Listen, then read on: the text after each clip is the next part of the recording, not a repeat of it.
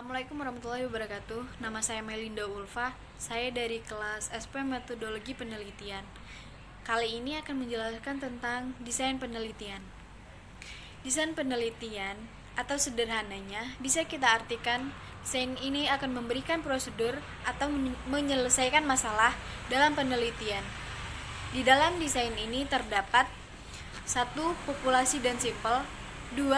Jenis data, 3. Definisi operasional, dan yang keempat, metodologi analisa data.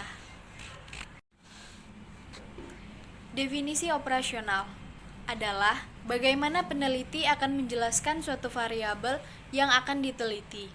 Gunanya yaitu untuk mengenal parameter yang akan diperoleh dari penghimpunan data sekaligus dalam pengukuran variabel bisa lebih mudah.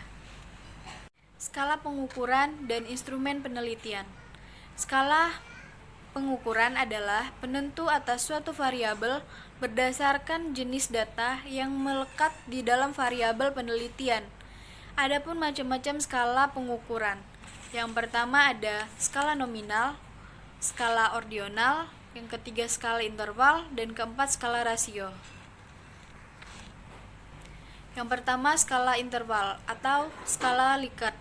Skala Likert digunakan untuk mengukur sikap, pendapatan dan persepsi seseorang atau sekelompok orang tentang fenomena. Dengan skala Likert, variabel dijabarkan sebagai indikator, kemudian indikator dijadikan item-item pertanyaan. Yang ketiga, jawaban setiap item instrumen mempunyai gradasi dari sangat positif sampai sangat negatif. Skala Likert. Dalam skala ini, responden diminta untuk mengisi kuesioner terhadap suatu pertanyaan instrumen penelitian yang dibuat dalam bentuk pilihan ganda ataupun sejenisnya. Contoh alternatif jawaban dalam skala Likert. Yang pertama ada sangat setuju, setuju, ragu-ragu, tidak setuju, sangat setuju. Ada juga sangat positif, positif, negatif, dan sangat negatif. Selalu, sering, kadang-kadang, tidak pernah. Sangat baik, baik, tidak baik, dan sangat tidak baik. Sangat setuju atau selalu atau sangat positif diberi skor 5, sedangkan untuk setuju, sering, atau positif diberi skor 4, ragu-ragu, kadang-kadang, atau netral diberi skor 3, tidak setuju, hampir tidak pernah, atau negatif diberi skor 2, sangat tidak setuju atau tidak pernah diberi skor 1. Selanjutnya ada skala Goodman, yaitu digunakan apabila ingin mendapatkan jawaban yang jelas terhadap suatu permasalahan yang ditanyakan. Skala Goodman ada 2. Yang pertama, skala pengukuran dengan 2 jawaban yang tegas, data yang didapat interval atau rasio.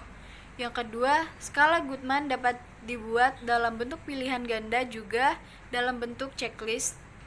Jawaban dibuat skor tertinggi atau skor terendah. Selanjutnya skala ordinal. Skala ordinal adalah untuk membedakan data dan mengandung unsur perserikatan. Jadi skala ini mengandung makna rating. Populasi dan sampel. Populasi adalah wilayah generalisasi yang terdiri atas objek atau subjek yang mempunyai kuantitas dan karakteristik tertentu yang ditetapkan oleh peneliti untuk dipelajari dan kemudian ditarik kesimpulannya. Sedangkan sampel adalah sebagian dari jumlah dan karakteristik yang dimiliki oleh populasi. 2. Non-profitability sampling. Non-profitability sampling adalah teknik yang tidak memberikan peluang atau kesempatan bagi setiap unsur atau anggota populasi untuk dipilih menjadi sampel. Sampel sistematis. Sampel sistematis adalah teknik penentu sampel berdasarkan urutan dari anggota populasi yang telah diberi nomor urut. Misalnya, anggota populasi yang terkecil dari 100 orang. Dari semua anggota itu diberi nomor urut, yaitu nomor 1 sampai dengan nomor 100. Pengambilan sampel dapat dilakukan dengan nomor ganjil saja, genap saja, atau kelipatan dari bilangan tertentu. Misalnya kelipatan dari bilangan 5. Untuk ini, maka yang diambil sebagai sampel adalah nomor 5, 10, 15, 20, dan seterusnya sampai 100.